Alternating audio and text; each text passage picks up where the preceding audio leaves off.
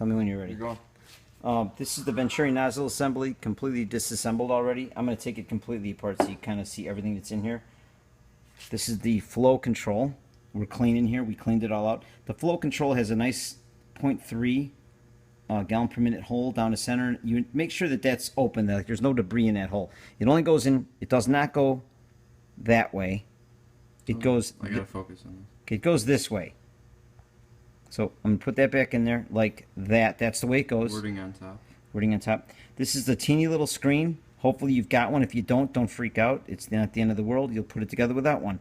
If you have this little screen, we didn't clean it good enough. Can we pause that, Blake, or do we gotta? Well, let's just clean it real quick while the film is going.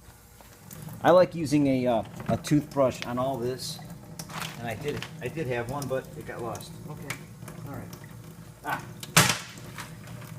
Toothbrush, and we clean that little screen.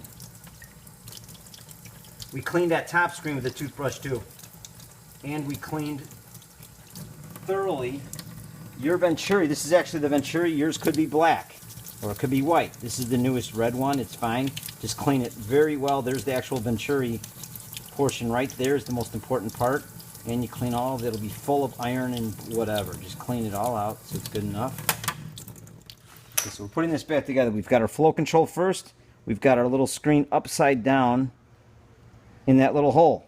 See how flat that is? We've got a brand new gasket. The gasket only goes in one way. We have to have the hole open to that screen. So we're going to put this right. There's the notch. Oop, we're fine.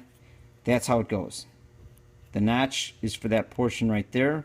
Then the Venturi all cleaned up. We put him in. Boom.